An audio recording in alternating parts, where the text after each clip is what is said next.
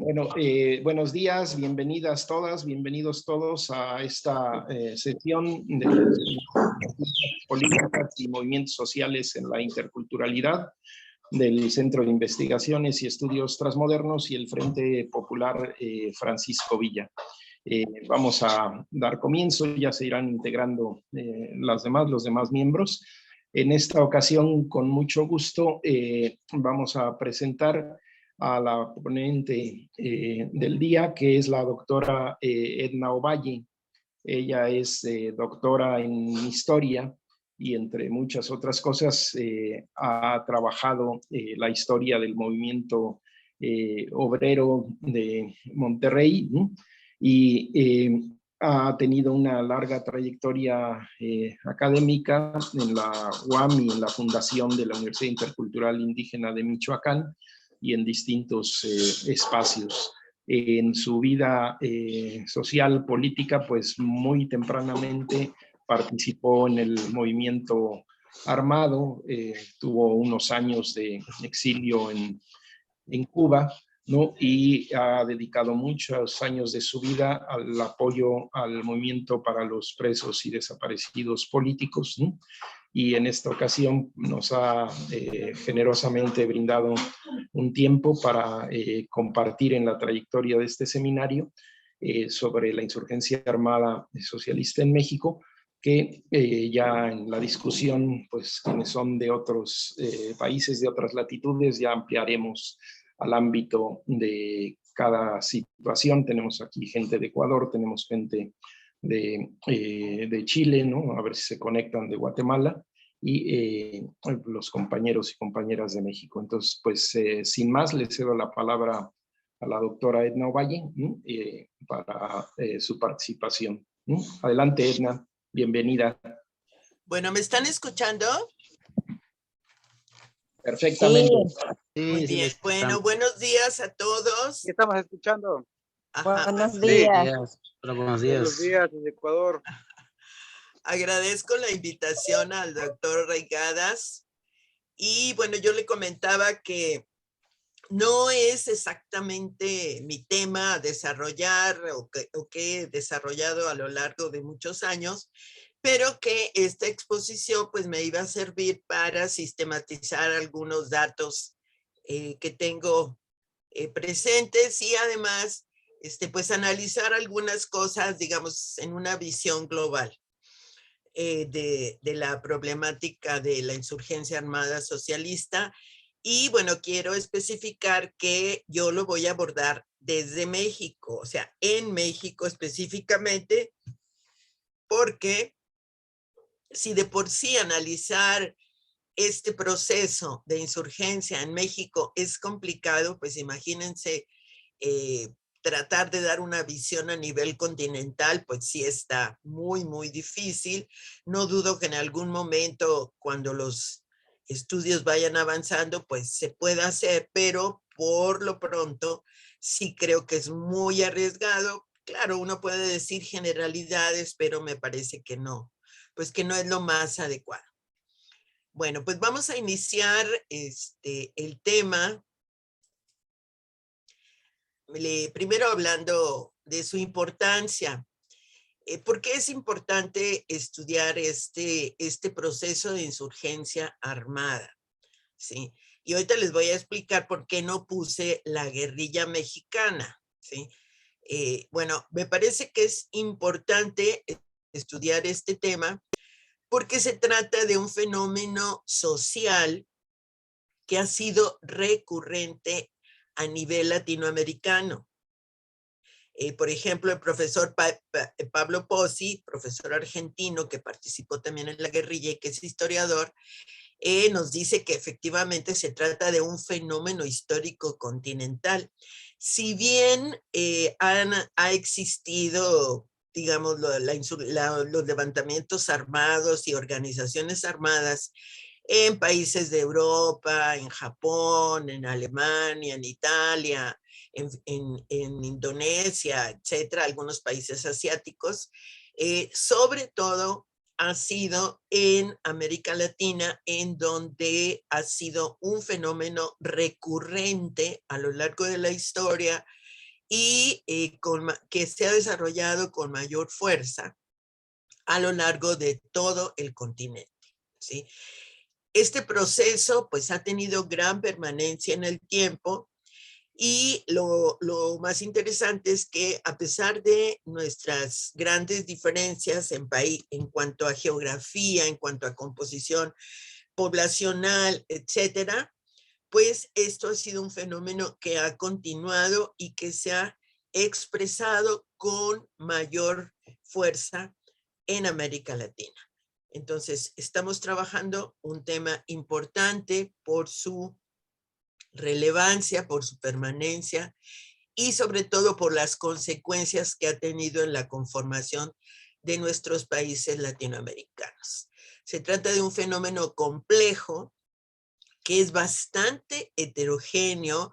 Vamos a encontrar expresiones de lucha armada en diferentes estados, en diferentes países, y cada uno con sus particularidades, con sus grandes diferencias, pero también vamos a encontrar que el tema de la violencia, el tema de la utilización de la violencia armada para transformar la realidad, ha sido una práctica recurrente en nuestros países.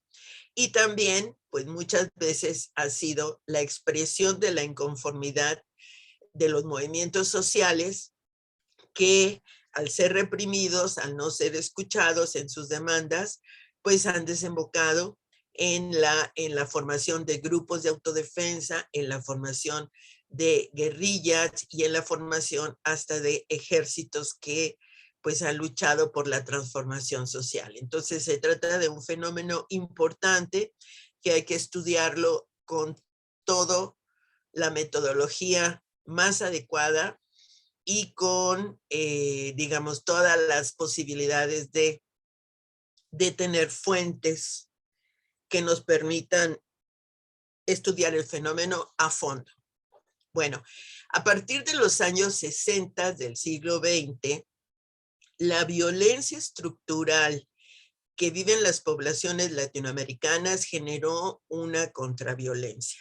Este tema es muy importante en el sentido de que a la violencia económica que vive la población, a la violencia de represión política, a eso me refiero con violencia estructural que se ha vivido durante años y años de dominación en América Latina, pues también ha habido una respuesta, muchas veces respuestas pasivas, muchas veces respuestas que no pasan de la inconformidad, no pasan de la expresión pasiva, digamos, pero que poco a poco, con el paso del tiempo, pues van generando también una contraviolencia a manera de defensa de las organizaciones, de los pueblos, de los grupos inconformes en todos y cada uno de nuestros países.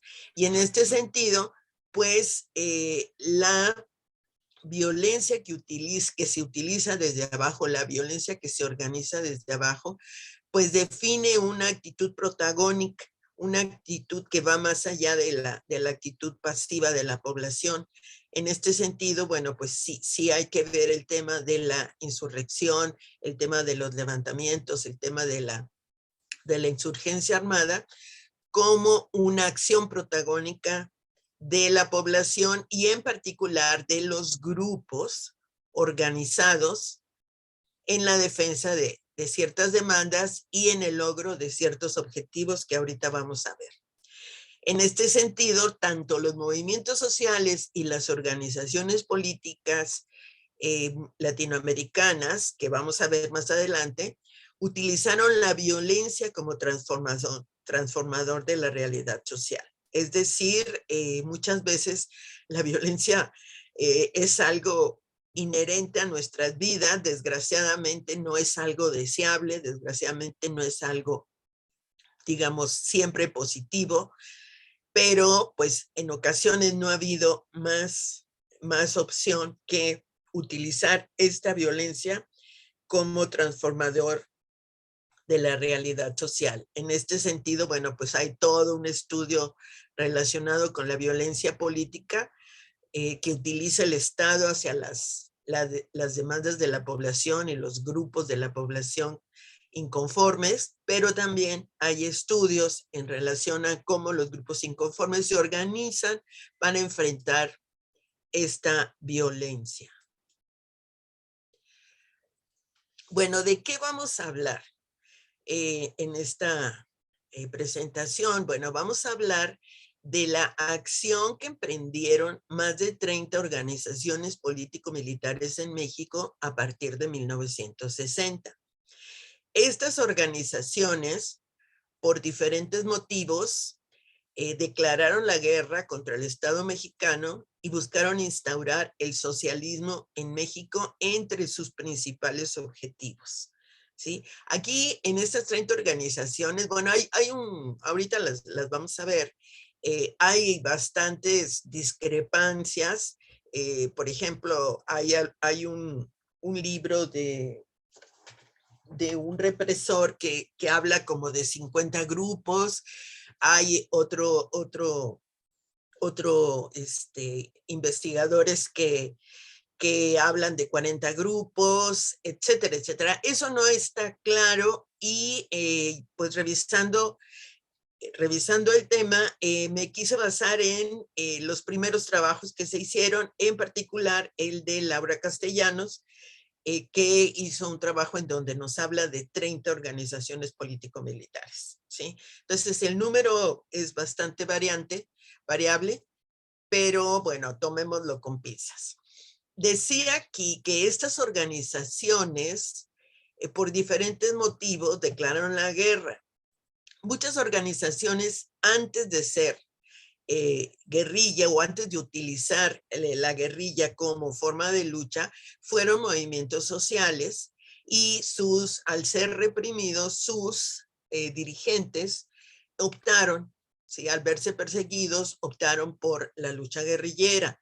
No en todos los casos fue así, por eso planteo de diversos motivos declararon la guerra. En alguna ocasión, pues fue por otro tipo de motivos. ¿Sí? Si gustan en las preguntas, pudiéramos ampliar un poquito. Bueno, ¿de qué organizaciones estamos hablando? Bueno, primero estamos hablando de 30 organizaciones que en este lapso de tiempo se presentaron. Algunas de ellas, desde mi perspectiva, son comandos que después se van a agrupar y que van a formar organizaciones más grandes. Esto tiene una lógica militar, sin duda alguna. Se trata de, a partir de la guerrilla, ir formando un ejército. Casi todos los grupos tendieron a acercarse, coordinarse y establecer alianzas, frentes para formar finalmente lo que podría ser un ejército, ¿sí? Entonces, estamos hablando de 30 organizaciones. No las puse por fechas. Aquí hay algunas de las más antiguas, como puede ser la Asociación Cívica Nacional Revolucionaria. En particular, el Grupo Popular Guerrillero, que fue el que desarrolló el asalto al cuartel Madera. Después, el Grupo 23 de septiembre. ¿Sí? Vamos a encontrar también un movimiento 23 de septiembre.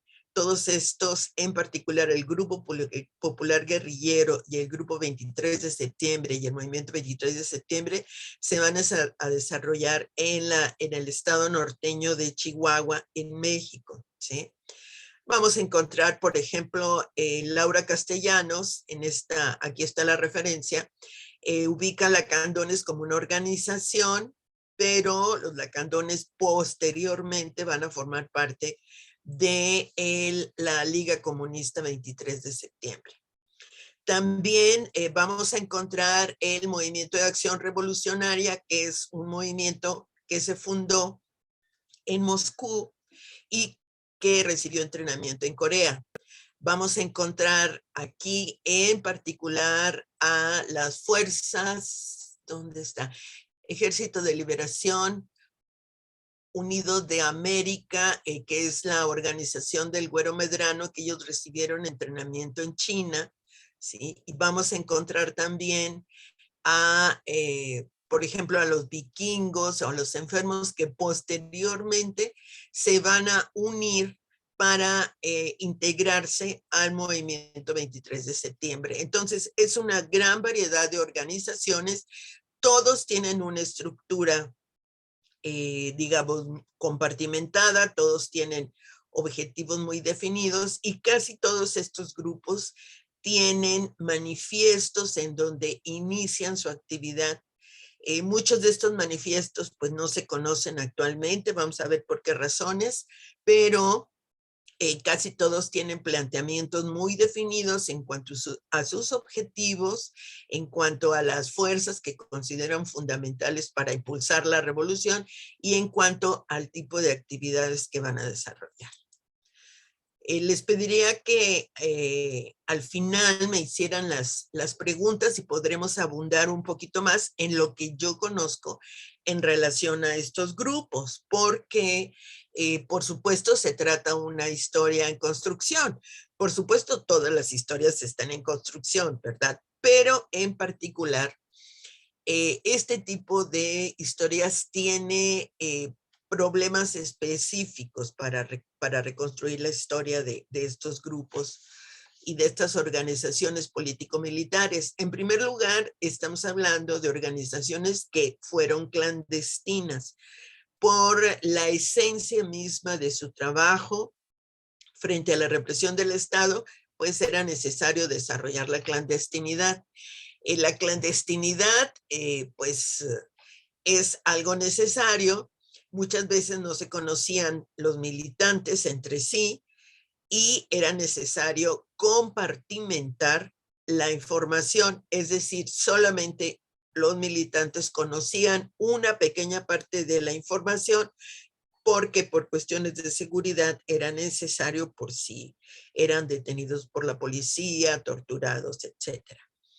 Aquí vamos a encontrar que precisamente por este tipo de actividades, pues va a haber muy pocos documentos escritos, ¿sí? La inexistencia de documentos escritos casi es una constante, por diferentes razones, por cuestiones de seguridad, pero muchas veces también la policía ha hecho desaparecer mucha de esta información. El tema de los archivos policíacos es un tema importante porque muchas veces, como no se tiene la disponibilidad de, por ejemplo, hacer historia oral con los militantes o muchos militantes no quieren hablar en relación al tema, me refiero a exmilitantes de este tipo de organizaciones, bueno, pues entonces los archivos policíacos son un recurso que tienen muchas veces las personas que están trabajando estos temas. Sin embargo, los archivos policíacos tienen la visión de la policía. O sea, finalmente están estructurados y están organizados de acuerdo a cómo la policía veía estos grupos. Y muchas veces estos archivos van a tener confesiones bajo tortura, que obviamente van a ser unas confesiones sumamente sesgadas, ¿sí? A veces la gente pues va a decir mentiras, a veces va a proteger a otras personas, a veces se va a hacer culpable de cosas que no lo fue. Entonces sí es complicado, sí es muy, muy complejo trabajar con este tipo de archivos. Y bueno, aquí hay que hacer una crítica de fuentes, que es un trabajo de los historiadores específicamente para ver la veracidad de los textos que son las fuentes de nuestra historia, pues tiene que ser muy, muy rigurosa. Además, en el caso de México, tenemos archivos cerrados o difíciles o imposibles de consultar. Imposibles porque ya no existen o porque los documentos han sido mutilados, han sido tachados, han sido pues desaparecidos, en pocas palabras.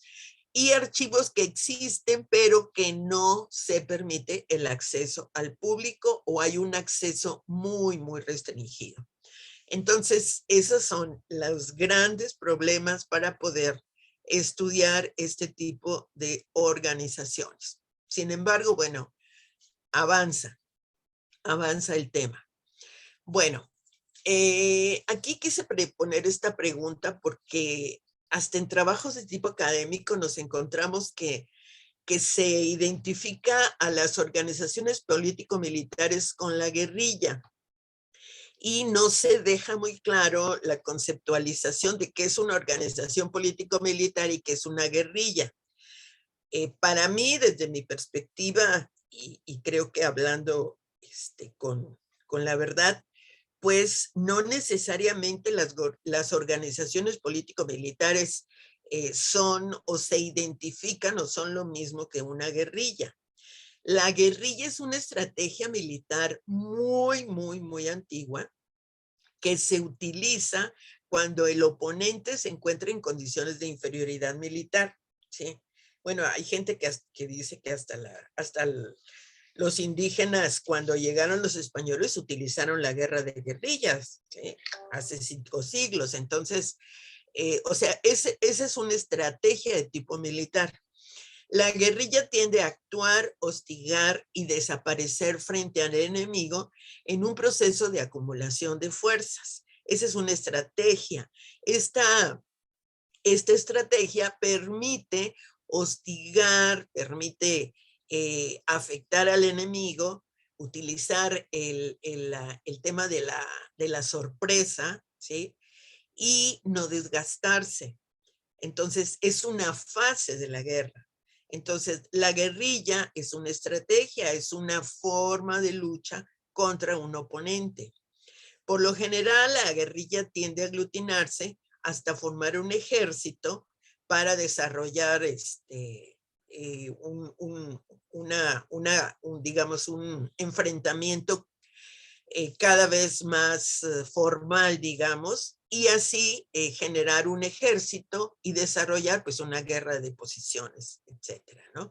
Entonces, no es lo mismo, desde mi perspectiva, las organizaciones político-militares a la guerrilla. La guerrilla es un método que se escoge, ¿sí? Y que además se ha utilizado muchísimo en México para hacer frente sobre todo a las invasiones españolas, norteamericanas, francesas, etcétera. Y aquí les muestro una escena de la población en Monterrey, en mi ciudad natal, en donde la población utilizó la guerra de guerrillas contra los invasores norteamericanos en la guerra de 1847. Eso se utilizó muchísimo, las mujeres participaron activamente y bueno, fueron atacados constantemente por la población en un sistema de guerra de guerrillas al interior de la ciudad y también en los poblados en donde participaron. Entonces, es importante este planteamiento. Bueno, entonces, las organizaciones político-militares que son a las que nos vamos a referir, forman parte de la nueva izquierda. Ahorita vamos a hablar un poco de las características de la nueva izquierda. Es una forma diferente de organización y de enfrentar a la represión y luchar por un cambio social de una manera diferente a la tradicional que habían establecido, en particular los partidos políticos, centralmente los partidos comunistas en América Latina, ¿sí? Muchas veces las organizaciones político-militares son producto de los movimientos sociales. Así vamos a tener que, por ejemplo, la ACNR, que comandó Genaro Vázquez, fue un movimiento que estuvo luchando por los copreros, por la represión hacia los padres de familia, etcétera, también en el caso de Lucio Cabañas, y ante la represión del Estado van a optar por procesos de autodefensa y después por la formación de la guerrilla en el estado de Guerrero, ¿sí? Se van a caracterizar también por utilizar la violencia revolucionaria y precisamente por estas características y condiciones, pues van a tener que hacer uso de la clandestinidad. Las organizaciones político-militares exigen una militancia de 24 horas. Frecuentemente sus militantes, tienen toda una gama de participaciones, desde la más sencilla de la colaboración hasta el militante profesional, y en particular los militantes profesionales muchas veces tienen que cambiar de identidad, tienen que adoptar otra forma de vida, cambiarse de ciudad, cambiarse de nombre, cambiar de trabajo, etcétera, etcétera. Y entre sus objetivos centrales, pues buscan implantar el socialismo y luchar por el hombre nuevo, que muchas veces se intentó incluso transformar al interior de las organizaciones. O sea, luchar por el hombre nuevo quiere decir también comportarse y hacer una serie de estrategias para efectivamente lograr parecerse al hombre nuevo o tener algunas características del hombre nuevo. Ahora, ¿en qué contexto se desarrollan estas organizaciones? Y esto es importante, no las podemos entender si no entendemos en qué contexto se estaban desarrollando estos grupos. En primer lugar, el tema de la Guerra Fría. Aquí vamos a encontrar a la Guerra Fría como un enfrentamiento político a nivel económico, social, ideológico y militar que se va a iniciar después de la Segunda Guerra Mundial entre el bloque occidental, liderado por Estados Unidos, y el bloque del este, liderado por la Unión Soviética. ¿Sí? Recuerden que la Segunda Guerra Mundial pues, fue un segundo reparto del mundo, en donde en particular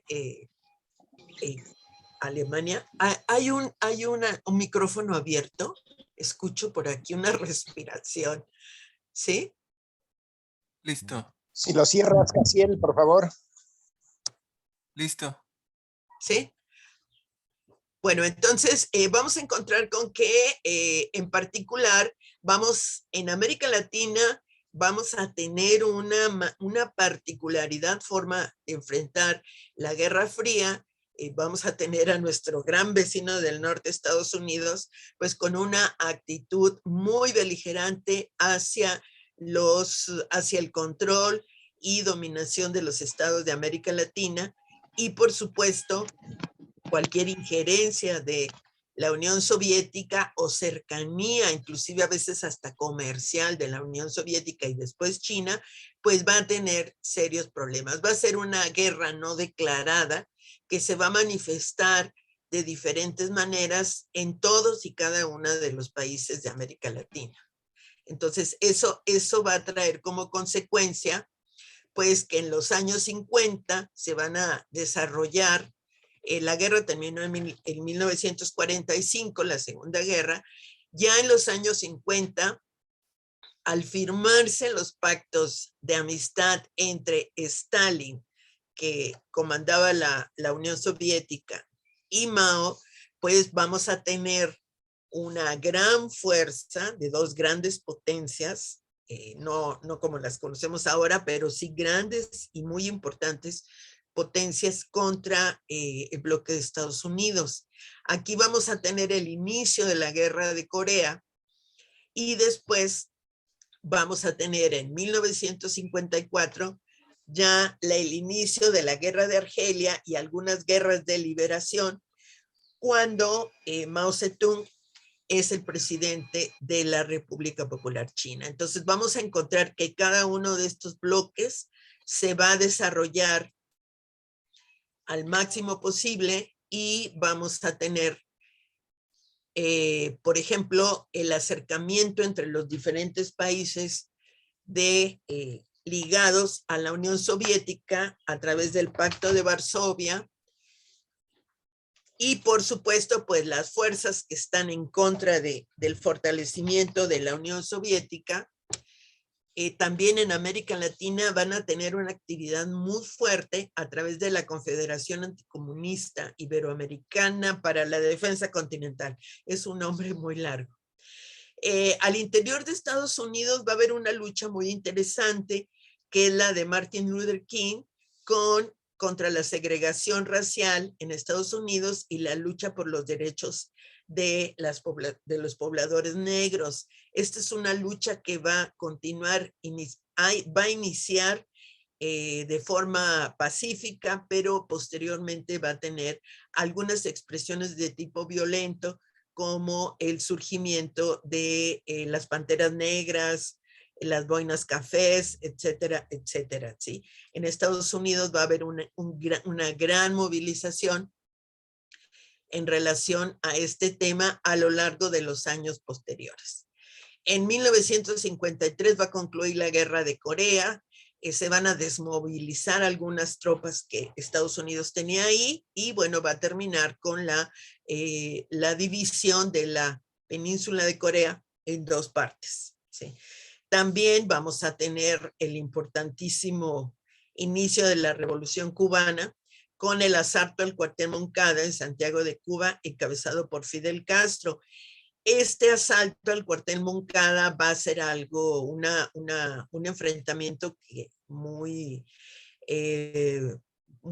cruel, muy crucial, pero que pues va a terminar en la derrota de los insurgentes y en el establecimiento de la prisión para la mayoría de ellos. De ahí ellos van a salir, algunos van a fallecer y en particular Fidel va a salir al exilio mexicano, ¿sí? Con toda la historia que me imagino que conocemos, pero que podríamos pues hablar un poquito más adelante sobre esto.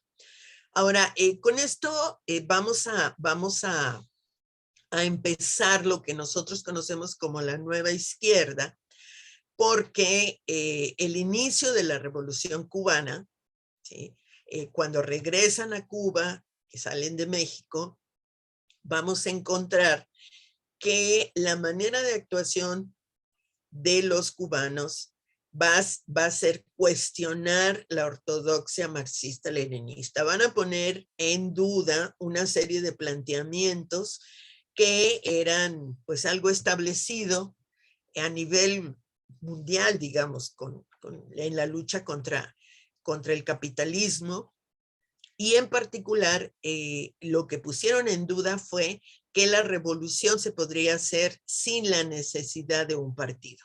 Ellos crearon la teoría del foco guerrillero como catalizador de la revolución. Ellos sostenían que las condiciones objetivas, particularmente para Cuba, estaban dadas y que el foco guerrillero establecido en el campo cubano podría irradiar y acelerar las condiciones subjetivas de la población para que fueran conscientes de que era viable y posible un cambio de estructuras para, en particular para el caso de Cuba, sacar a Fulgencio Batista, que era un gran dictador y un militar sanguinario.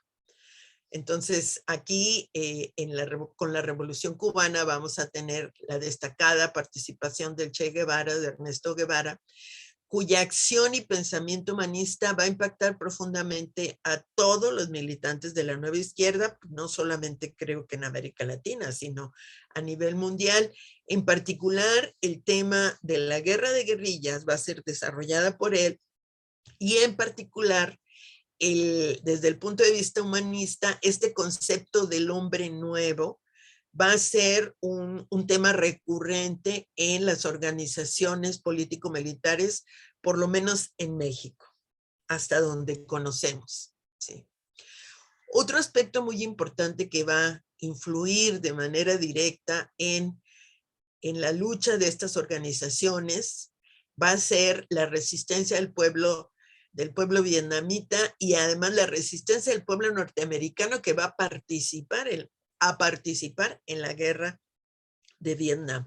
Hay una resistencia de los norteamericanos y hay una enorme resistencia armada de los vietnamitas y pues grandes triunfos, en particular a partir de esta idea de la guerra popular prolongada y de utilizar todos los medios posibles para luchar por su territorio, luchar por su por sus objetivos, y en este sentido pues va a ser muy importante la lucha de Vietnam y sobre todo la victoria que poco a poco van a tener los vietnamitas. Es decir, un pueblo pobre, un pueblo poco desarrollado es capaz, si se lo plantea, de luchar y triunfar contra un imperio, en este caso el norteamericano.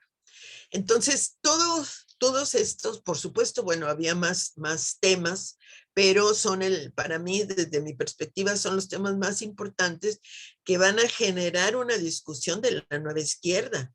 O sea, todo esto que estaba sucediendo estaba poniendo en cuestionamiento el carácter de la revolución norteamericana, cuáles eran las vías de la revolución, si reforma, si revolución, quiénes eran los sujetos más importantes que iban a impulsar la revolución latinoamericana. Todo eso estaba en cuestión y siempre hubo una definición por parte de las organizaciones político-militares en relación a esto, y muchas veces entraron en contradicción, particularmente con los partidos comunistas de los diferentes países latinoamericanos. Y bueno, y no solamente los partidos comunistas, había otro tipo de partidos que también estaban planteando esta misma ortodoxia, y sobre todo los jóvenes, la gente que participó en estos procesos y que estaba al tanto de estas luchas, pues empezó a plantearse que era necesario modificar las prácticas de la izquierda latinoamericana. Ahora, para el caso de México, las organizaciones político-militares son una respuesta al carácter dictatorial y represivo del gobierno mexicano, a la carencia de elecciones libres, a la represión permanente a los movimientos sociales y a cualquier forma de disidencia. Sobre todo los que son personas de mi edad, compañeros de mi edad, pues se recordarán que era muy peligroso que te vieran con libros de marxismo, era peligrosa la disidencia, era peligrosa. Los sistemas represivos se encontraban hasta al interior de las familias, ¿sí? Entonces, este tipo de prácticas, por ejemplo, a nivel legal, había un artículo que permitía que te encarcelaran por cualquier forma de expresión política diferente a la del partido en el poder. Entonces era una situación muy delicada. Por supuesto que la represión era a veces velada, pero a veces era absolutamente directa, con el ejército de por medio. Y en particular vamos a tener una represión muy fuerte hacia los maestros, ¿sí? Sobre todo en los casos en los que ellos estaban planteando la disidencia sindical, los sindicatos estaban controlados. Vamos a tener también muchos problemas con las luchas mineras. Los mineros han sido uno de los grupos de trabajadores más antiguos y con mayor experiencia en el país, y bueno, hasta la fecha son un grupo importantísimo desde el punto de vista sindical y económico. Y por supuesto va a haber también una gran represión hacia el movimiento ferrocarrilero en lo que tiene que ver con sus luchas sindicales, al grado de que el movimiento ferrocarrilero va a ser la huelga que sostenían por la democracia sindical, va a ser reprimida por el ejército, y sus dirigentes van a ser recluidos en la cárcel de Lecumberri a lo largo de 11 años, ¿sí? O sea, había una situación de absoluta represión, y pues a cualquier disidente se le establecían cargos para ponerse en prisión. Bueno, un hecho muy importante, y que en particular Laura Castellanos ubica como el antecedente de todos los movimientos, las organizaciones político-militares en México, es el asesinato de Rubén Jaramillo. Rubén Jaramillo es un dirigente, fue un dirigente campesino él fue el último representante de la lucha zapatista a nivel nacional. Él era de Morelos y bueno, fue arteramente asesinado junto con su esposa, su familia, sus hijos. Su esposa se encontraba embarazada y fue asesinado a mansalva. También un elemento de lucha muy importante va a ser el de la represión al movimiento médico, ¿sí? Los médicos van a ser altamente reprimidos junto con los profesores, mineros, ferrocarrileros, etcétera. Y bueno, por supuesto no se diga a los estudiantes, ¿sí? Bueno, en el caso de las organizaciones políticos militares mexicanas, vamos a encontrar en esta lista que les presenté, vamos a encontrar muchas diferencias regionales. Por ejemplo, en el caso de Lucio Cabañas y Genaro Vázquez, pues va a haber cierta cercanía por su origen campesino, por ser maestros, etcétera.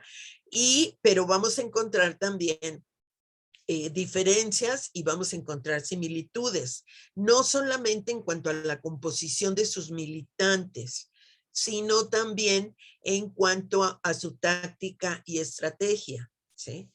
En particular, de los libros que revisé hace tiempo y que me parece ahorita cada vez más importante, es el texto de Alberto López Limón. Este personaje que hace poquito falleció es un excombatiente del mar que se preocupó por sistematizar la experiencia que desarrolló a lo largo de su vida, pero también a través de la historia se dedicó a estudiar las organizaciones armadas.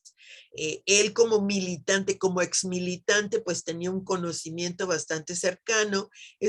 López Limón participó en la Comisión de la Verdad del Estado de Guerrero, entonces tenía un conocimiento profundo del tema y él desarrolló una tipología en particular de las estrategias militares que siguieron las organizaciones político-militares en México.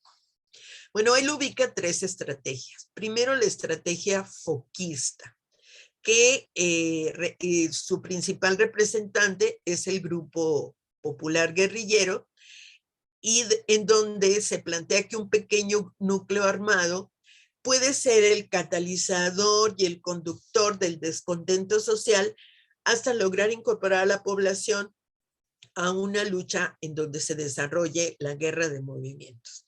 Es decir, se sigue la teoría del foco de origen cubano y su acción se centra en el campo.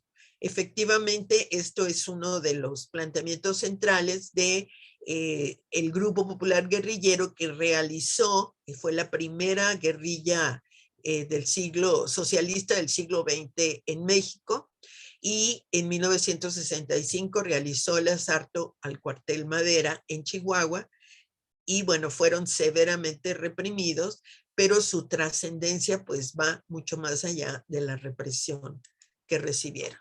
Otra de las características que plantea López Limón es aquellos grupos que siguieron la estrategia de la guerra popular prolongada, en particular de origen vietnamita, ¿sí?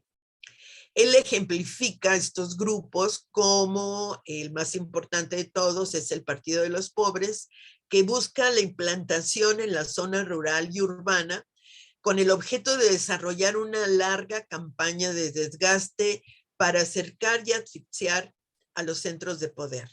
Su actividad se desarrolló en el campo y en la ciudad. Fíjense que muchos trabajos académicos hablan de una visión muy corta de las organizaciones político-militares como organizaciones o que se encontraban en el campo o que se encontraban en la ciudad.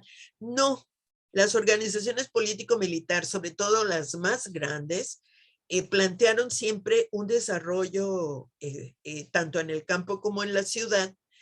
Sin embargo, iniciaron por alguna de ellas, o iniciaron en el campo o iniciaron en la ciudad. Entonces, aquí creo que a veces se minimiza mucho la estrategia o se comprende poco la estrategia que siguieron estas organizaciones.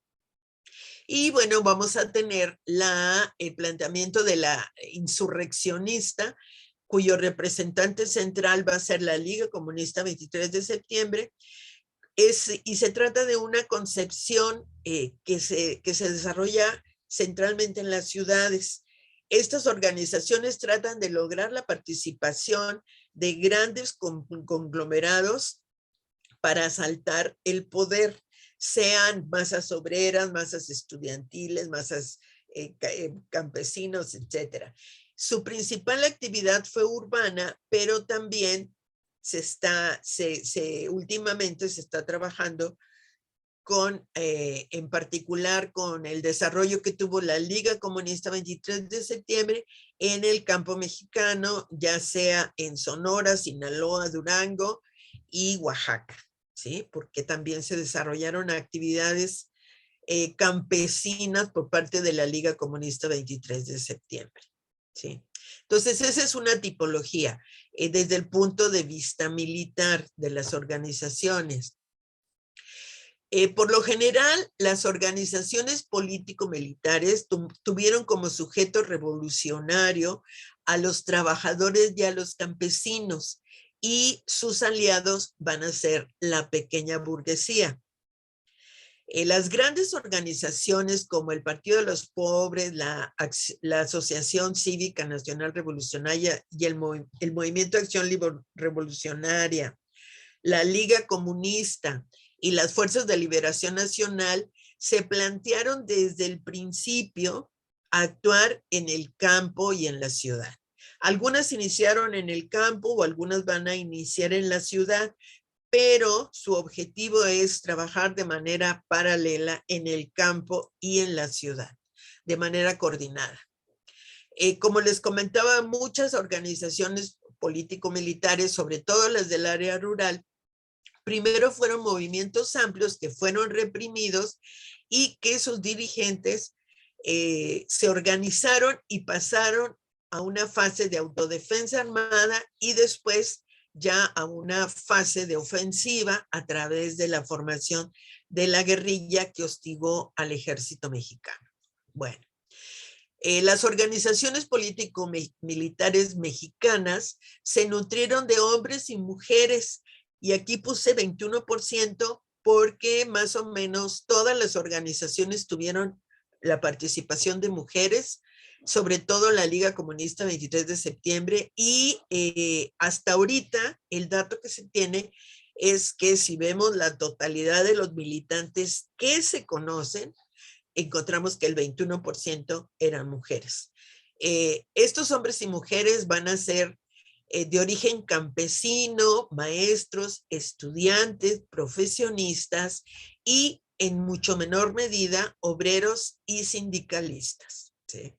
Y bueno, aquí les presento una imagen, es una imagen muy borrosa, pero valiosa, de un grupo de miembros de las Fuerzas de Liberación Nacional en el Centro Cultural Cubano en Monterrey, Nuevo León. Es una foto rara, pero bueno, muestra, se encuentran todos trajeados, eran profesores universitarios de la Universidad de Nuevo León y profesionistas, todos ellos. Sí. Bueno, ¿cuál va a ser la táctica general, digamos, haciendo así una globalización una visión global de estos grupos? En general, la táctica es decir, la manera que se tiene de lograr los objetivos estratégicos, los objetivos más importantes de este tipo de organizaciones. Se trata de desgastar, hostigar a las fuerzas del Estado, las fuerzas represivas, sea la policía, la judicial, el ejército, la policía secreta, etcétera, etcétera, mediante acciones sorpresivas, ¿sí? También se planteaban realizar acciones de propaganda armada dirigidas hacia la población con el objeto de dar a conocer sus objetivos y su acción. Se buscaba concientizar y organizar a la población para crear las condiciones subjetivas y En particular, el enfrentamiento con el Estado no era la actividad central, ¿sí? La actividad central estaba orientada a tener una relación más estrecha con la población, con los obreros, con los campesinos, y que hubiera un avance de conciencia y un avance en la organización, pues para pasar a una fase posterior. Ahora, ¿cómo enfrentaron estas tareas, que son tareas generales de cualquiera que se plantee una lucha de este tipo? Pues cada organización la planteó de diferentes maneras. Por ejemplo, encontramos que para el caso de la Liga Comunista, que fue la organización más conocida, aparentemente la más amplia, bueno, pues parece ser que la parte militar, ellos se centraron mucho en esta primera parte, que es desgastar y hostigar a las fuerzas del Estado mediante acciones sorpresivas, ¿sí? O sea, esto implica, por ejemplo, la realización de expropiaciones, en el caso de ellos que utilizaban el tema de los secuestros de personas destacadas del poder para lograr obtener recursos, pues realizaron varias, y muchas veces la actividad de las organizaciones se centraba en este tipo de cosas, descuidando este otro tipo, ¿sí? O sea, aquí cada organización pues tendría que hacer su balance en particular. Yo no podría hablar de muchos casos, conozco pocos, pero al interior de las organizaciones pues incluso hubo divisiones, hubo discusiones y hubo alejamientos entre militantes porque se le daba mayor peso a una actividad que a otra, ¿sí? Esto es así, no lo podemos negar, hubo muchos enfrentamientos, muchas expropiaciones, muchas acciones exitosas, pero también muchas acciones fallidas. Entonces, hubo muchas detenciones precisamente porque en la última fase, sobre todo ya en la fase de lo que se ha conocido como la guerra sucia, la fase de los 70 en adelante, vamos a encontrar que se incrementó la lucha hacia las fuerzas represivas del Estado y se trabajó poco, aparentemente, digo, cada organización tendría que hacer su balance en concientizar a la población, ¿sí? O sea, estas desviaciones militaristas, pues se han planteado como algo que existió y que fue criticado inclusive al interior de las mismas organizaciones, ¿sí? También las organizaciones político-militares se dedicaron a formar sus propios cuadros, y un aspecto muy importante fue establecer alianzas entre los diferentes grupos para impulsar frentes guerrilleros y extenderse en todo el país.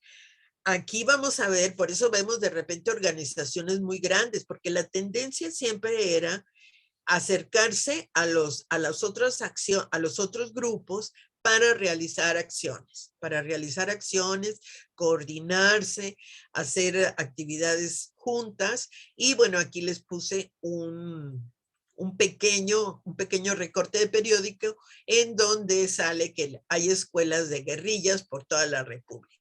Sí, se sorprendían mucho porque bueno, había escuelas de guerrilla. En particular, estas escuelas las desarrolló mucho el Movimiento de Acción Revolucionaria, porque ellos recibieron un entrenamiento muy intenso en Corea, y estas escuelas pues eran parte para una especie de educación ideológica, pero también militar, ¿sí? Bueno, ¿cómo inicia la actividad de las organizaciones político-militares en México?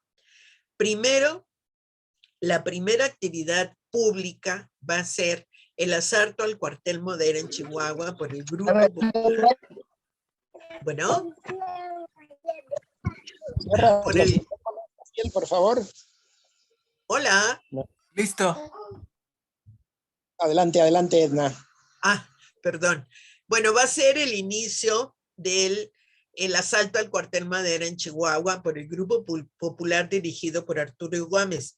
Yo digo que, bueno, es la primera aparición pública, se está haciendo mucha investigación al respecto, a lo mejor nos encontramos con que antes hubo otra actividad, pero bueno, la más llamativa se dio en 1965 y también vamos a tener ese mismo año otro grupo que ha sido poco estudiado y actualmente Verónica Uquión está trabajando sobre él. Va a ser el grupo de Víctor Rico Galán y la caída de 40 militantes del Movimiento Revolucionario del Pueblo por parte de que son detenidos por la policía. Y aquí en particular va a caer la primera mujer que va a ser presa, la primera presa política en México de esta etapa, que va a ser la hermana de Rico Galán. Y les comentaba que Verónica Uquión está trabajando la biografía de esta familia, que son de origen español, por cierto, que llegaron con la guerra, como exilados de la Guerra Civil Española, y que pues es bastante interesante porque es un grupo que se conoce muy poco. Aquí les presento la imagen de un periódico en donde se habla de la masacre en Ciudad Madera.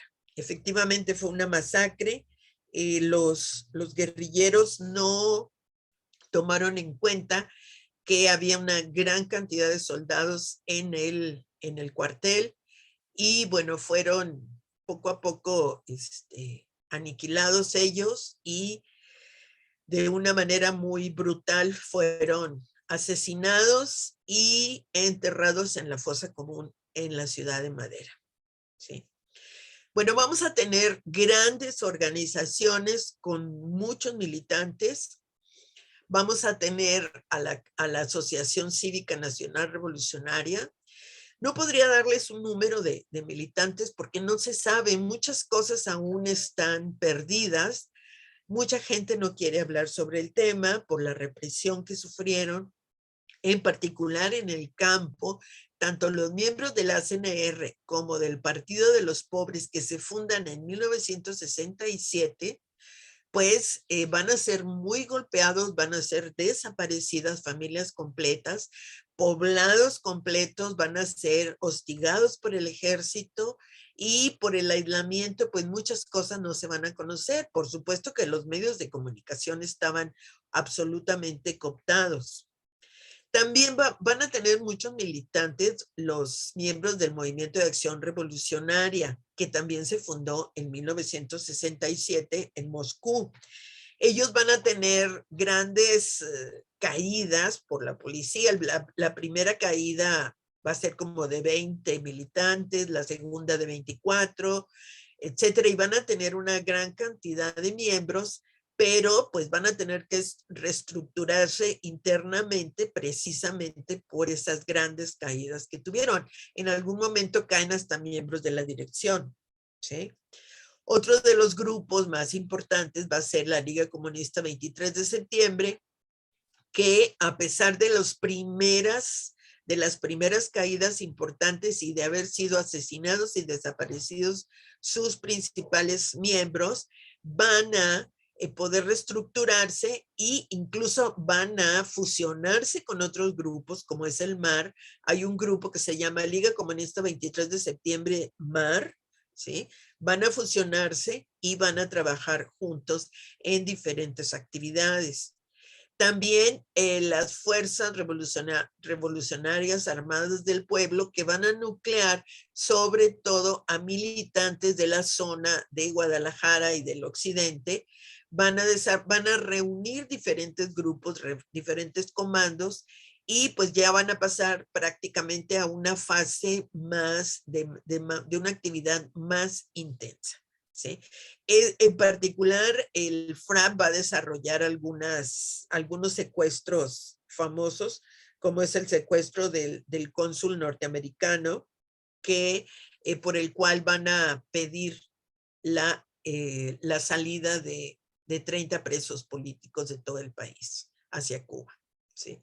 Y aquí les muestro un volante en donde la Liga Comunista 23 de septiembre está llamando a los obreros a preparar la huelga política, ¿sí? Entonces, de agosto de 1978. En este sentido, esto que es parte de la propaganda armada se va a intensificar. Bueno, ahora, ¿qué papel jugó la represión del movimiento estudiantil en México en relación a las organizaciones político-militares?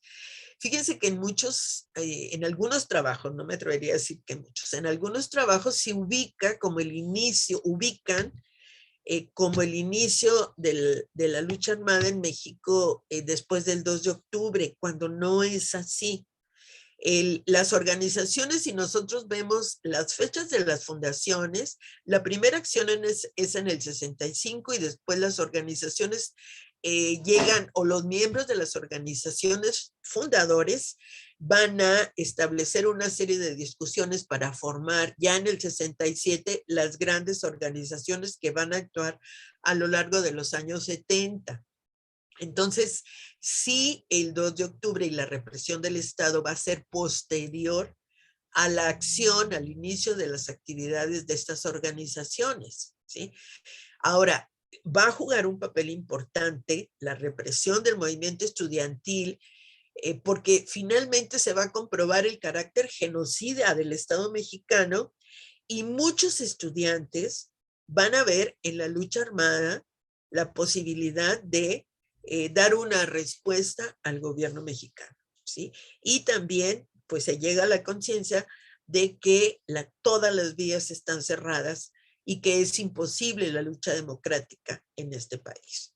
Entonces, el 2 de octubre va a fungir como un catalizador y van a incorporarse muchísimos miembros de los movimientos estudiantiles. El 10 de junio del 71 también va a jugar ese papel, pero aquí vamos a encontrar que el Estado mexicano ya va a utilizar a paramilitares, ¿sí? En este caso los halcones, y va a cambiar una estrategia del gobierno hacia la represión, intensificando la represión al descontento estudiantil y obrero, porque los halcones no solamente actuaron en contra del movimiento estudiantil, los halcones fueron muy utilizados por el charrismo sindical para reprimir los movimientos obreros. En mi ciudad, al sindicato de ferrocarrileros, lo asaltaron los halcones que llegaron en camión de la Ciudad de México con un saldo de 3 muertos, ¿sí? O sea, estos grupos paramilitares iniciaron su actividad el 10 de junio del 71 y pues creo que hasta la fecha no han parado, ¿sí? Entonces, el 10 de junio, desde la perspectiva de la represión, se inicia un periodo de cruenta represión hacia todos los movimientos sociales y ya por vías que no solamente van a utilizar a la policía y al ejército, sino también a los grupos paramilitares, ¿sí? Entonces, durante esta época vamos a encontrar que surgen numerosos movimientos sociales, destacadamente la insurgencia sindical y el movimiento urbano popular. O sea, la insurgencia sindical en contra del charrismo y por la democracia al interior de los sindicatos, y el movimiento urbano popular, pues surge en las principales ciudades, en la Ciudad de México, en la Ciudad de Monterrey, en la ciudad de Durango, etcétera, ¿no? Y aquí vamos a encontrar que en particular se van a utilizar una serie de mecanismos totalmente irregulares para lo que hemos conocido como el terrorismo de Estado, para combatir las organizaciones político-militares. En particular, para esta fecha, digamos ya finales de los 70, vamos a encontrar que en la Liga Comunista 23 de septiembre ya en ella se había nucleado, coordinaba numerosos grupos en diferentes lugares del país. Aquí no se ve muy bien el mapa, pero las zonas estas que están en rojo son las acciones de la Liga 23 de septiembre.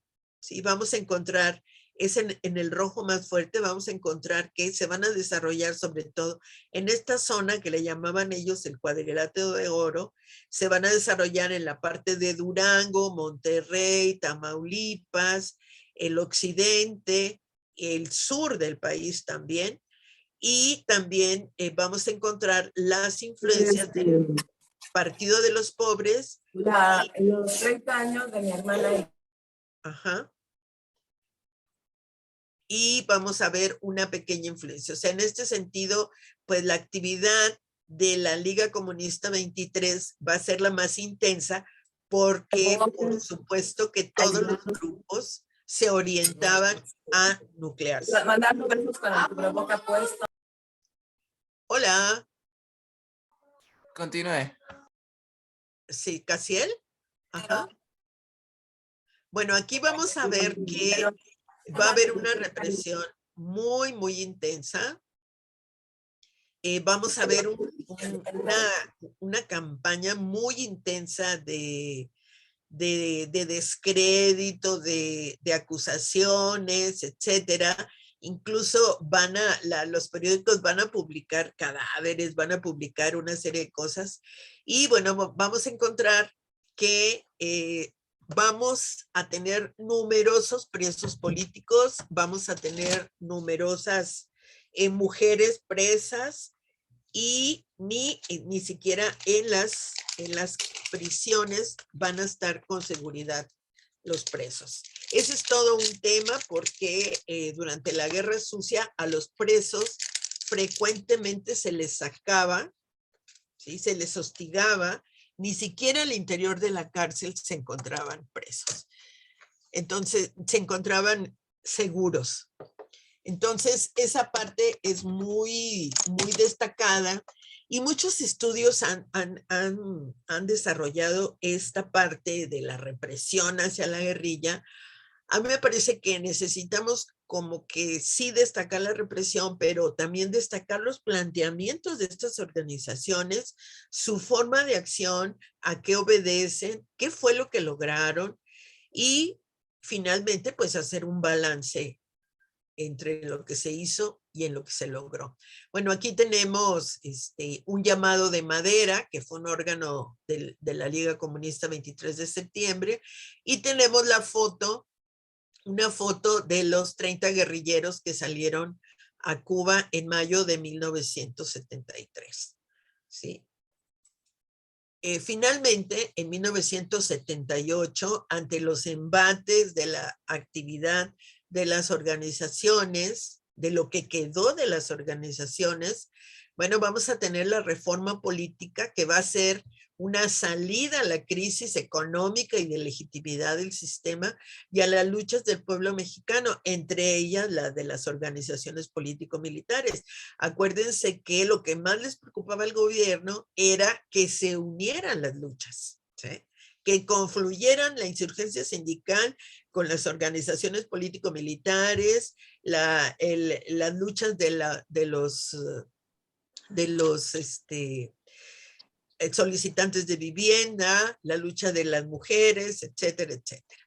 Vamos a tener la famosa ley de amnistía de 1978 y vamos a tener una gran cantidad de muertos, desaparecidos políticos, presos políticos y también pues funcionarios, ¿sí? Que van a terminar. Entonces, bueno, por mi parte sería todo. Por supuesto que tengo aquí una gran cantidad de información que en algún momento puede servir. Les puedo circular. Tengo la lista de los desaparecidos. Tengo fotografías de los detenidos, de muchos detenidos, pero bueno, no sé cómo estemos de tiempo. Por mi parte sería todo, Pedro. Y pues daremos paso a las preguntas de esta abigarrada e inicial exposición. Pedro. Hola.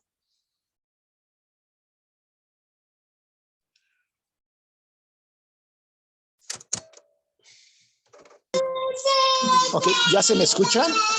Sí, Ok, Sí. sí, es que me pasó aquí algo, es que está muy baja la señal acá y ajá. se me perdió el audio.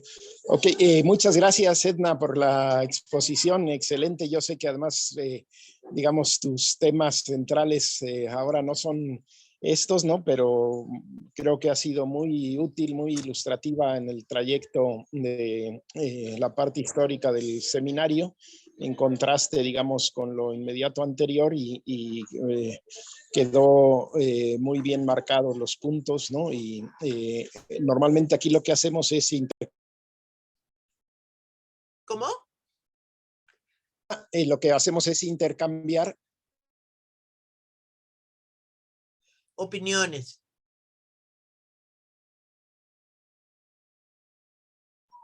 ¿Se desconectó? Si no se escucha. Bueno, como Sí, decía sí, el se doctor escucha. Pedro Veigadas, pues después de que los ponentes dan la exposición, se intercambian ideas, opiniones, dudas, cualquier cosa que se llegara a tener sobre el tema y cualquier cosa que los demás coloquiantes quisieran aportar. Muy Y bien, pues ahora sí que la adelante. palabra es de los coloquiantes para que abran los micrófonos y intercambien ideas, opiniones o cualquier duda que tengan al respecto con usted o de usted con ellos. Bueno, voy a cerrar mi pantalla.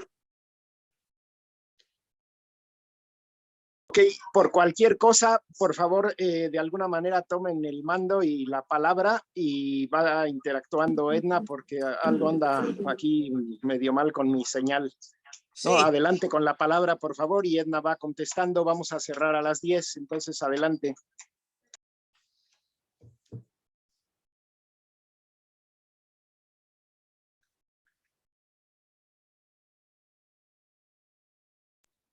Abran su micrófono y hagan la pregunta o intervención. Adelante. Hola, buenos días. Aquí habla Elías desde Chile. Un Ajá. gusto, compañera, la exposición acerca del conflicto guerrillero en México. Yo en un momento me Gracias. perdí, tuve mala señal. ¿Hubo algún intento de coordinación latinoamericana desde los grupos guerrilleros en México, como con OLAS o alguna otra como articulación guerrillera? Sí, ¿y contesto enseguida o espero varias preguntas? Si Gracias. quieres, vamos a esperar un par de preguntas más para que puedas hilar y no se vaya a cortar el discurso, ¿no? Entonces, si quieren un Muy par de bien. preguntas más. Sí.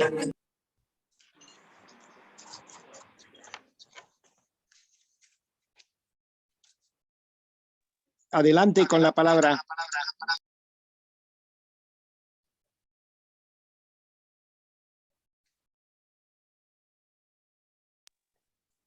Bueno, si nadie se anima, entonces sí responde Edna y mientras van preparando las otras preguntas. Bueno, hasta donde sabemos, no hubo, en México no hubo intentos de coordinación, más bien, dada la situación del país y la gran proliferación de grupos, pues lo que se estaba buscando es la coordinación interna a nivel nacional. Por supuesto que en algún momento, por la misma lógica de la guerra, pues la tendencia es a unificarse, ¿sí? A coordinarse. No se llegó hasta donde no se llegó, aunque en particular la guerrilla del Güero Medrano, la de Morelos, ellos tenían combatientes, creo que había un chileno, ¿sí? Y en el caso de otro, incluso estaba un preso político de la guerrilla, no me acuerdo, creo que de los comandos armados del pueblo, era un médico peruano, ¿sí? O sea, sí participaron latinoamericanos en la guerrilla mexicana, en las organizaciones político-militares mexicanas, muy pocos, pero bueno, no sé si eso daría pie a una coordinación latinoamericana. También en Cuba se buscó la coordinación, pero pues en situaciones muy complicadas de bastante aislamiento, pues por la situación que tenía Cuba en ese momento. Entonces, realmente, hasta donde conocemos, o sea, todo esto está por escribirse. Pienso que ahora con este tema de la Comisión de la Verdad, pues salgan a la luz pública más cosas, más información, pero hasta donde sabemos no se concretó nada en el periodo que yo trabajé, ¿sí? O el periodo al que me refiero. ¿Alguna otra pregunta? Gracias, Edna. Sí. ¿Alguna otra pregunta, profe. intervención? Adelante. Doctora, una pregunta. Donde que dice grandes organizaciones, ahí tienen sus siglas, que dice ACNR 1967 y PD 1967, MAR 1967. ¿Qué significado tienen esas siglas? Sí, bueno, se refiere a la Asociación Cívica Nacional Revolucionaria, que ya había puesto yo en otra filmina, y el Partido de los Pobres y el Movimiento de Acción Revolucionaria. Y puse esas fechas porque estas organizaciones, por ejemplo, la Asociación Cívica Nacional Revolucionaria, era una organización pacífica que estaba luchando por ciertas cuestiones de tipo legal, pero se fundó en 1964, ¿sí? Y tuvo una actividad abierta, amplia, hasta el 67, cuando fue reprimida. Por eso le puse la fecha, porque en el 67 es cuando el ejército lo reprime y cuando deciden generar autodefensa y subirse a la sierra. Y el Partido de los Pobres pues pasó una situación muy parecida por un problema de tipo local, de tipo legal de una escuela. También esa organización es reprimida y los padres de familia le solicitan a Lucio Cabañas que huya, que se vaya a la sierra, y así es como inicia la guerrilla campesina del Partido de los Pobres. La situación del MAR es diferente. El MAR nace en Moscú por un grupo en la Universidad Patricio Lumumba, por un grupo de estudiantes mexicanos que se encontraban ahí, y bueno, ahí deciden organizarse, regresar a México, solicitar apoyo por diferentes países de entrenamiento militar, y Corea es la que les da apoyo militar. Entonces, esas son las organizaciones más grandes. Ellos tuvieron, creo que fueron 4 los grupos que asistieron a Corea, ¿sí? Cerca de, pues, más de 100 militantes recibieron entrenamiento. No, son menos los militantes, son menos de 100. Pero es un buen grupo. Y bueno, ellos tienen bastante participación. A eso me refiero con organizaciones grandes, porque después vamos a encontrar también organizaciones de pequeños grupos que se coordinan entre sí, ¿sí? Ahora, es muy difícil saber que el número de las militantes, porque como eran clandestinos, se conocían poco entre ellos, y pues a la fecha algunos pues andan por ahí y no, pues no quieren saber nada, o si quieren saber, no sé. Yo pienso que a partir de, por cierto que hoy ya se conformó la comisión formal de los miembros de la Comisión de la Verdad, y bueno, ahí hay toda una parte histórica que pues va a intentar recuperar a través de diferentes archivos y de entrevistas la participación de los militantes, y pues creo que se podrían conocer mucha información más. No sé si responda a la pregunta. Sí, yo creo que sí, básicamente preguntaba sobre las siglas, así es que yo creo que sí. ¿Alguna otra pregunta, compañeras, compañeros? Tomen la palabra.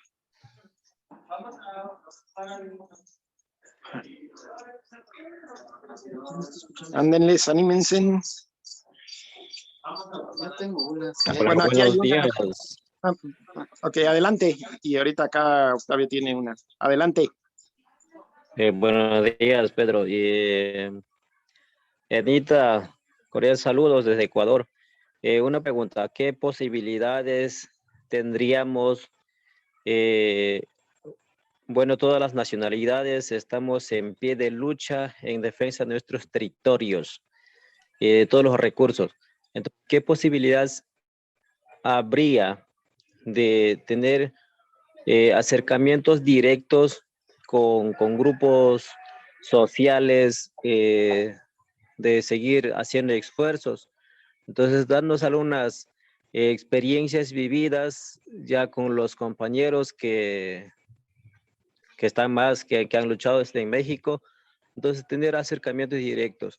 ¿Qué posibilidades podría haber eso? ¿Sería eh, recomendable todo esto?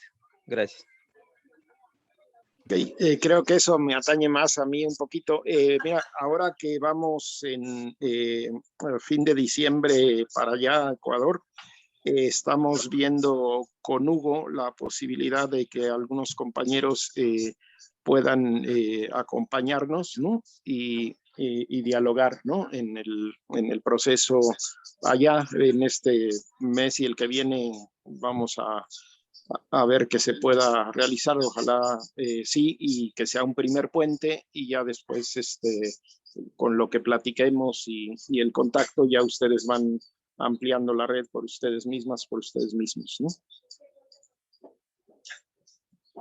Gracias, Pedro. Acá está Octavio que quiere hacer una pregunta también. Sí. Buenos días. La pregunta es si existe información sobre la intervención norteamericana en funcionarios, la CIA, la DEA, la FBI, no sé qué organizaciones haya habido en esa, que hayan tenido que ver en el apoyo al Estado para la represión de estos grupos, ¿no? Esa sería la pregunta.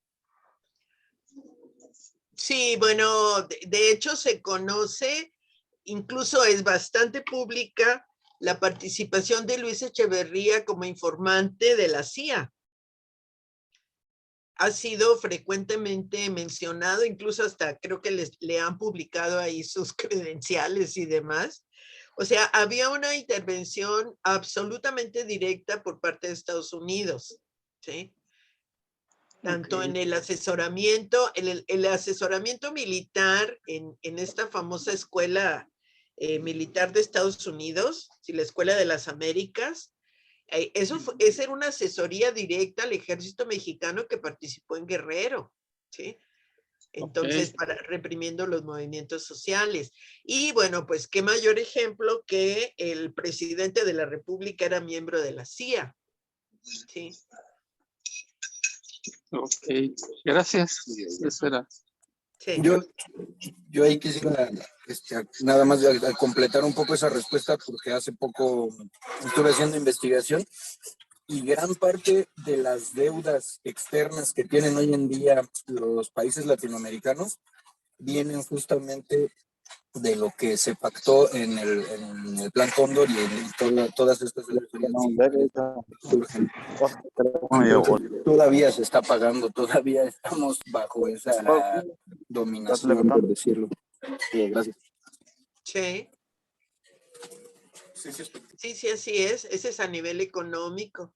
Sí, no, una intervención permanente. Permanente.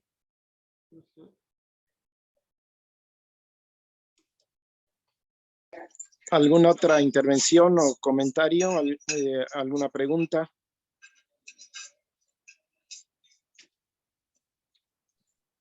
Si no, en lo que se animan un poquito, yo les voy a comentar algo, Edna,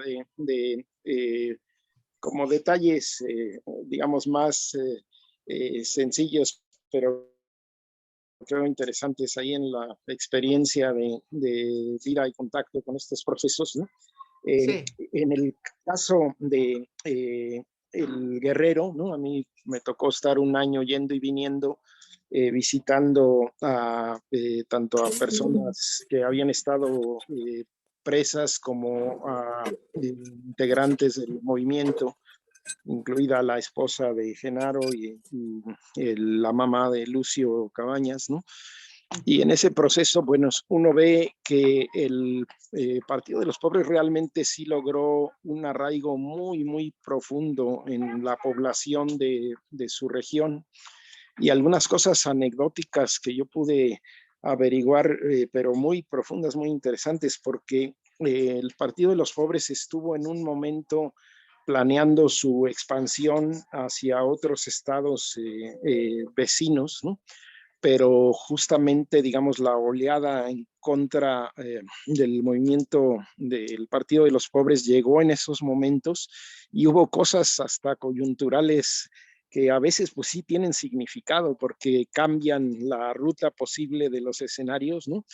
Y me comentaban cómo Lucio había determinado cuando secuestran a Figueroa, al gobernador de Guerrero, ¿no?, que ante cualquier circunstancia se ejecutara al gobernador, pero a quien le da la orden, pues como es todo compartimentado y privado, está el intercambio con el ejército y al primero, o sea, casi la primera bala que dispara el ejército le pega a este hombre y entonces recuperan a Figueroa y eso tuvo consecuencias muy fuertes en todo el proceso en Guerrero, ¿no?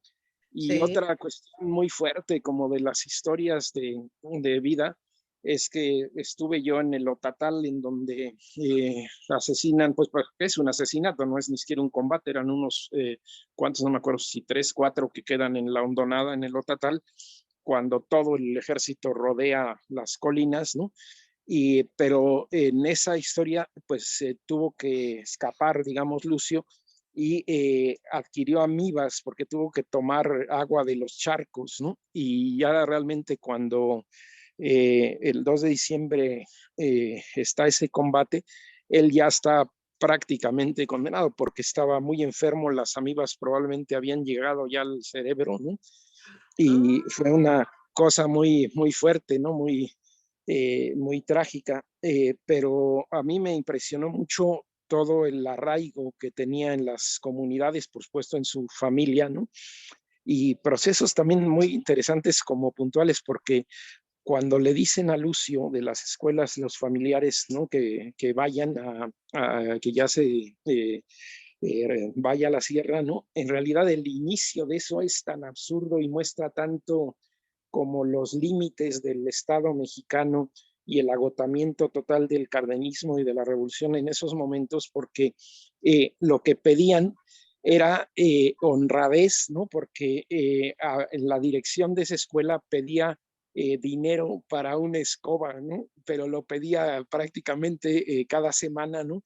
Y entonces se organizan para decir, oigan, pues ya basta de las cuotas, ¿no? Este problema de las cuotas que todavía a veces pervive, ¿no?, en las escuelas.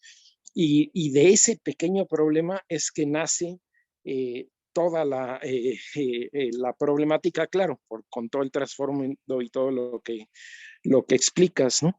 Y bueno, también en otras anécdotas con el asunto del STLN, ¿no? Y es muy interesante como todos estos procesos de continuidad entre el MLN y personas que vienen de todos esos movimientos también del 68, etcétera, y finalmente van formando un núcleo, pero donde se juntan, digamos, corrientes, ¿no? Porque está toda esta parte que ya tiene experiencia de la guerrilla, que tiene procesos de movilización y el movimiento, digamos, masivo comunitario de los grupos originarios y también la confluencia y a la vez distanciamiento de lo que ya eran en ese entonces las comunidades de base católicas, ¿no?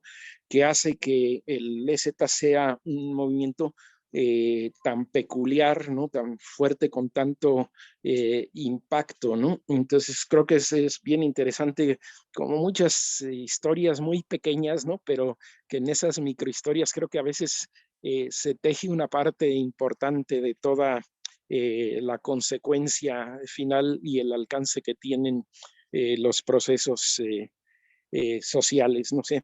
Y bueno, preguntarte, aunque un poco lo expones, ¿no? Para ti, ¿cuáles serían los principales aportes a recuperar de ese proceso con respecto a la conciencia, a la organización y la proyección de un proceso de liberación nacional. Un poco lo enuncias, ¿no? Como la formación de los cuadros, etcétera. Pero tú, como ¿qué reseñas de esa historia que además es viva todavía, ¿no? ¿Qué elementos son los que más importan para el movimiento nacional y latinoamericano en búsqueda de un proceso social comunitario, libertario, ese hombre nuevo, ¿no? del Che? ¿Qué te queda a ti? ¿Qué sientes que es como lo más importante? Bueno, yo creo, Pedro, que lo más importante, bueno, hay varios elementos que me parece que hay que destacar. Primero, la posibilidad de organizarse independientemente del Estado y de la ortodoxia comunista. Creo que ese es un gran mérito de las organizaciones, el tratar de desarrollar una organización apoyada mucho, en particularmente las rurales, en las luchas locales, ¿sí? Muchos de estos movimientos pues fueron obligados a tomar la vía armada, primero la autodefensa y luego la vía armada, y pues resistieron, se organizaron y se desarrollaron. Incluso algunos llegaron al socialismo, pues a los planteamientos del socialismo de una manera pues normal, por su propia evolución. Y hay una gran variedad, por supuesto, pero lo que me parece que es importante es la capacidad de darle continuidad a las luchas del pueblo mexicano tradicionales. O sea, el tema de la guerrilla ha sido una lucha que se ha venido desarrollando de manera inmemorial. Entonces se retoman luchas con planteamientos nuevos, ¿sí? O sea, aquí también hay una creatividad. Por otro lado, pues han surgido nuevos actores. Por ejemplo, el tema de los estudiantes. En los 70, en todas las organizaciones políticas se estaba discutiendo si los estudiantes eran pequeños burgueses, eran tendientes a ser burgueses, o si realmente tenían algún papel político importante. Tiene que llegar el 68 para efectivamente mostrar que los estudiantes tienen una capacidad de cuestionar el sistema, y entonces son también unos nuevos actores que se van sumando. También las organizaciones solicitantes de vivienda, ¿sí?, del movimiento urbano popular, son nuevos actores que se incorporan, tal vez no a las luchas armadas, pero sí a la lucha social. Y bueno, por lo menos en Monterrey sí hubo capacidad de algunas colonias, incluso de dar alojamiento, de dar protección a gente que estaba en la guerrilla para que no fueran tomados por la policía. El Campamento Tierra y Libertad apoyaron a algunos grupos que se desarrollaron por allá. Ahora, en la acción de las organizaciones, la verdad es que el gran mérito es que, pues, con las organizaciones se les perdió el miedo a la policía, se le perdió el miedo al ejército, se le perdió, y se demostró a nivel general que era posible organizarse y dar la batalla, ¿sí? A veces no te iba bien, a veces te iba mal, a veces la actividad te permitía avanzar, era victoriosa, a veces no, pero había digamos, una posibilidad de enfrentarte contra el Estado. O sea, el hecho de que la población le perdiera el miedo al Estado, a la policía, a los judiciales, etcétera, era muy importante. Era muy importante. Ahora, hubo muchos esfuerzos por acercarse, por formar parte de otros movimientos sociales, ¿sí? Eso creo que también fue importante. Por ejemplo, Alicia Los Ríos, que está trabajando ahorita en la Comisión de la Verdad, ella está trabajando como tesis de doctorado el tema de la Liga Comunista 23 de septiembre en las maquiladoras de Chihuahua, ¿sí? O sea, había una actitud, una participación importante de entrar a los movimientos sociales, formar parte de los movimientos sociales, y el gran problema que tenía el Estado mexicano era que no confluyeran estos diferentes movimientos, porque entonces sí, y se iba a armar en serio la cosa, ¿no? Entonces creo que hay una capacidad de organización, ¿sí? No de todo mundo, por supuesto, hay organizaciones que caen inmediatamente, tan pronto empiezan su actividad, y hay organizaciones que resisten, como la gente del EZ, ¿no? O sea, yo no me atrevería a decir, por ejemplo, que en México la guerrilla se aniquiló, porque entonces, ¿de dónde salió el Ejército Zapatista de Liberación Nacional? ¿Sí? Que esa es la otra situación que no se tiene en otros países. O sea, nosotros no estamos hablando del pasado nada más, estamos hablando del presente, ¿sí? Si existe el Ejército Zapatista con todo el desarrollo que ha tenido, es porque hubo, incluso ellos tienen un manifiesto en donde hablan que son herederos de 30 años de lucha, ¿sí? Ellos supieron aprovechar estas experiencias de caídas, de clandestinaje, de acciones armadas fallidas, de acciones victoriosas, etcétera, para desarrollarse de otra manera. Y además incluir el tema de los indígenas, de nuestros grupos originarios, de nuestros pueblos originarios, como actores sociales, ¿sí? Con iniciativa propia, con planteamientos propios. Y para mí, pues es otra etapa de la guerrilla, en donde una serie de planteamientos ya de otro tipo, con nuevos actores sociales, se están presentando actualmente. Muchísimas gracias. Muchas gracias, Etnia. Pues creo que más o menos fue el colofón de la plática. No sé, ya son las 9:50, no sé si hay alguna intervención o pregunta última para cerrar la sesión de hoy. Adelante si alguien tiene una intervención o pregunta.